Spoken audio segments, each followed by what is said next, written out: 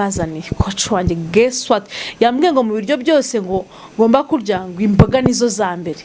ariko imboga umuntu utarakubitana na dodo itogosheje niwe bakubwira ni utavuga intuzi imboga ariko umuntu wakubitanye na dodo ikanuye itogosheje akumva ubihe bwayo yakumarirayo ariko guess what uswe yambwiye ngo isombe iremewe se ngiye kujya ngisombe kuva kuwa mbere kugeza ku cyumweru ariko surprisingly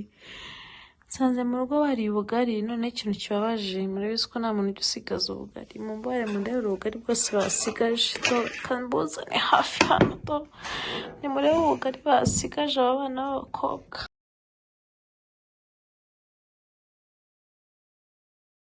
Nongere nkibutse yuko wakifatira vitamine nziza cyane zitwa Mighty Muscadine ndetse na zinzino ni vitamine unywa ukagira ubuzima bwiza ufata amagufa atangiye gusaza akamererwa neza ni vitamine ushobora kurya kunywa gufata hanyuma zigasimbura ibyo kurya harimo na energy drink unywa aho kugira ngo ufate za coffee cyangwa se nizo energy drink zisanzwe zishobora guteza ikibazo nyuma ukaba wazifata ukafata iyo energy drink kandi koze mu bimera idafite ikibazo na kimwe hamagara iyo nimero iri hasi hanyuma bakurangiye nibiri wa muri Amerika nakarusho cyane cyane bari muri Maine zakugeraho byihuse hano mu Rwanda wahamagara izo nimero cyangwa ukazandikira kuri WhatsApp bakazikugezaho cyangwa se nanjye ukambaza.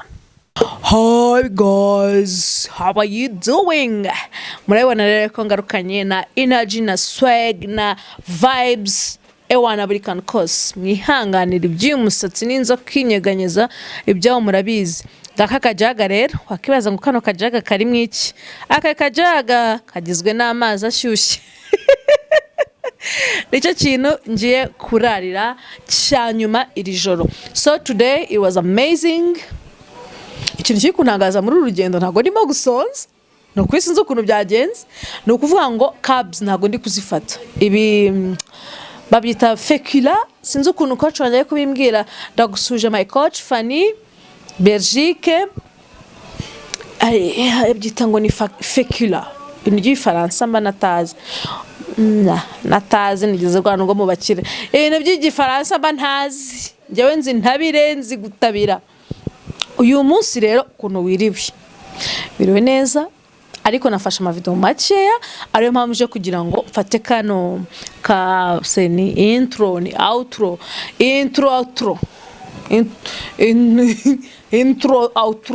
ubwo byose ni midotro sijara midotro ndagihimbye so nino nama berata bigaragara reka ntereke nigirigi ntereke ntareba kugira ngo mutaza kureba ahantu byegutse nyaboneka mumbwire okay nigizigi so guys mbere na mbere ndashaka kubashimira kweri kuri kuhaje abantu benshi kunyandikira bambwira ngo dutangirane urugendo nimbona mukomeje kushaka muri benshi why not can even do a group twajya posting ibyo twariye tukajya tuganiraho urugendo rugeze hari abagiye banyandikira banyereka amafoto yabo kuno rero kuko kugenda bagabanyuka abantu bangiriye inama za ntuza z'ama mama oh god amakira Jesus satani ntabwo yabandwanya kuri uru rwego ano mantuza y'icyatsi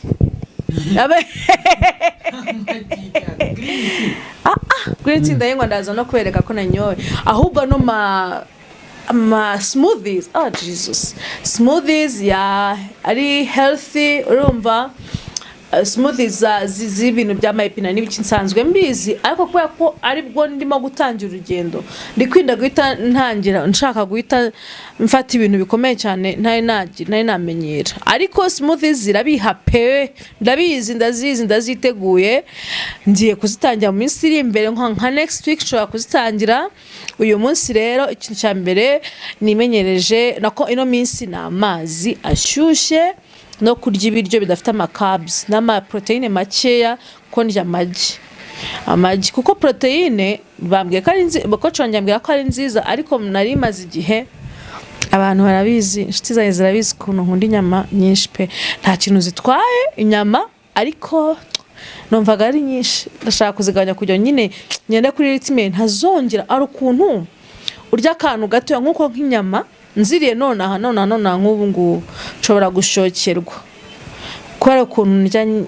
naryaga nyinshi mu bihe bya kera turi kuvuga amateka yatambutse turi kuvuga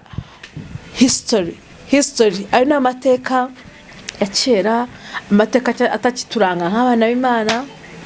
urabyumva so rero uyu munsi ntabwo nkora siporo kubera iki natashe bwije cyane urumva siporo wapi ariko coach wanyambwiye ngo nubwo najya nkora 3 mu cyumweru nta kibazo so guys rero umve ngo ndabashimira bikuye ku mutima mukomeze murebe bino biganiro uyu munsi wanjye rero ukuntu wagenze ikindi kintu nibagiye kubabwira nzajya mbaha update y'ibiro maze kuvaho nubwo ntari babwira ibyo ntangiranye ariko ibyo nagiye tuvuge nzajya nipima buri every 1 week mu mutori between 1 week na 2 weeks bumbwire nyine igihe cyaba kiza cyo kuba updatingira ibiro kugira ngo tugenda tugeraga kuhaje gakora mumenye nyine ngo ndi kuva hano ndi kujya hano ariko intambara ya mbere mfite buriya ngabanzi bawe nabo mu rugo rwawe umukobwa wanje umfasha abana yambwiye ati sema ko mbona kunanuka uri muri abyibuha mu minsi yanjye 2 nangesha Aisha atangira kumva yuko nahita nanuka no nagare wenyine abantu benshi tubada mu nzu bambwiye ati ahubwo uri kubyibuha uri kwiyongera ubwo rero mu nsengere mfite ibigeragezo hani wanje aho ku kazi noneho ngo ariko wakiririye ngo ko nubundi umva ibigeragezo biri ahantu hose hari umunsi umwe sibizagiye umuntu mubibwira nzafata video abantu ku kazi barimo baranumfesha ibiryo Imana yo mwijuru izamfashe nuko ndimo gukorera kuri field ariko nuko ngiye gutangira gukora kuri field ubu ngubu nk'iminsi ngaha ariko nzabashakira abantu ku kazi bari kurya bari kuvovora amafiriti n'ibiki n'amanyama n'ibiki barimo baragenda banumfesha hafi kunzanira ku munwa gutyo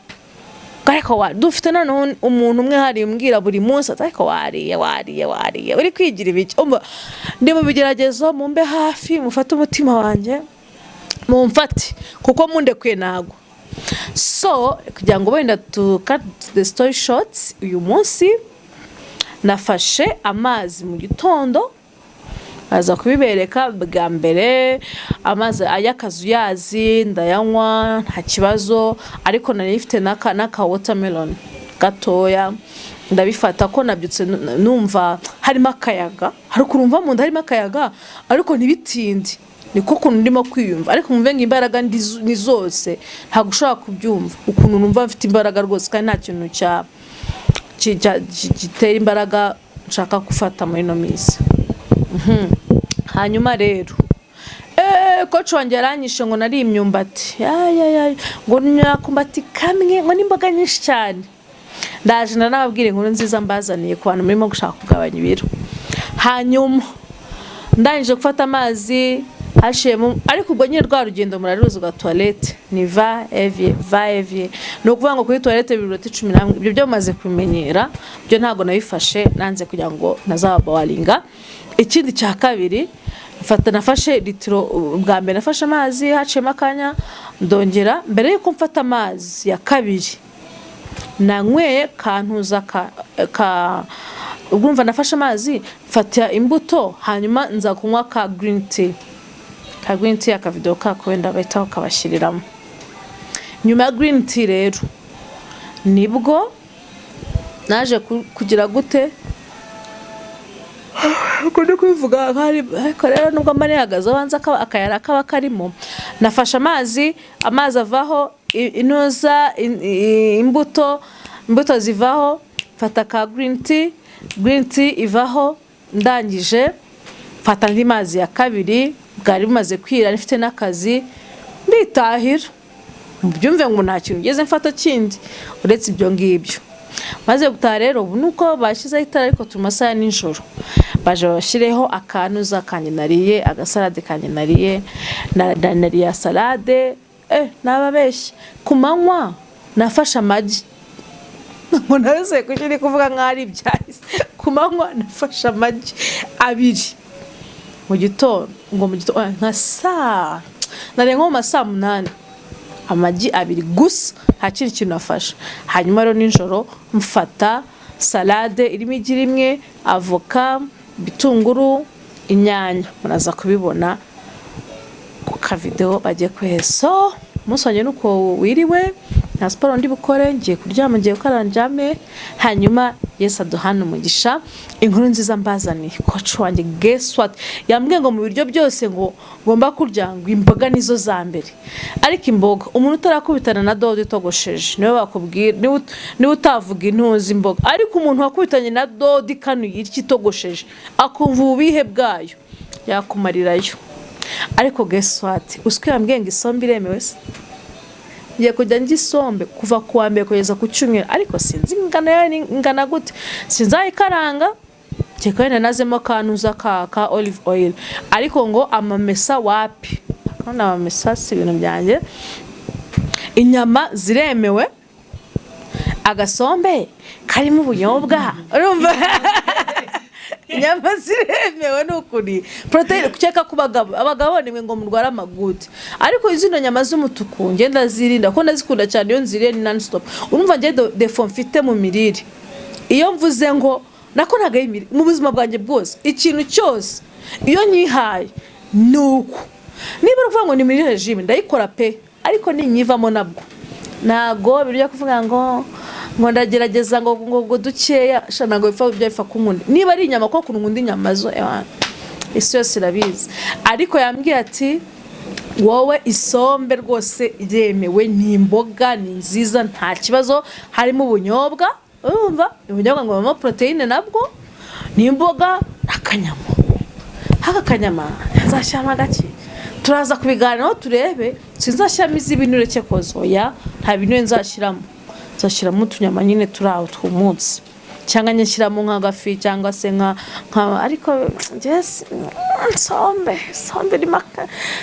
sinzi. Icyo gihe rero urumva ko indyo yanjye yaba yuzuye, n'ubundi sinaba nyikeneye ibindi bintu, kereka mfasha kandi gakapu ku ruhande kuko ntago baranzanira nitricode ningeraho ubwo ntago nzaba nemerewe mu kwezi kwa mbere, ntago nzaba nemerewe gufata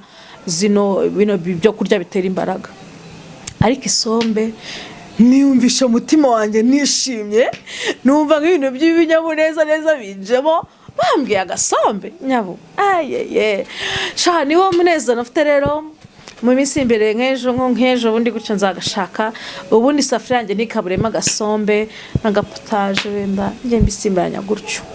hamwe n'agaproteine. Urumva mu isombe ho, isombe ni all in one, harimo proteine, harimo n'imboga. Tayari nkaba ndabisoje, ntiro njya guhangana n'ibibazo bya Afrika. So guys, nibyo ngibyo, see you tomorrow. I love you so much. Mwah. Guys, guess what? This is my supper. Avocado, urunyanya, igi n'agatunguru. Yeah, this is my supper. Murabizi ko niri umunsi wose niri amagi 2. Yep, ntabwo nari ifunguro ryujuje byose, nubwo ni bituje byose, ariko ni mbare mu mbwiza ukuri kose. Muzi nimbayeho surprisingly sanze mu rugo bari ubugari. None ikintu kibabaje, murabizi ko nta muntu usigaza ubugari. Mu mbare mu ndero ubugari bwose basigaje, to kanbuza ni hafi hano to ni murebe ubugari basigaje abana b'abakobwa.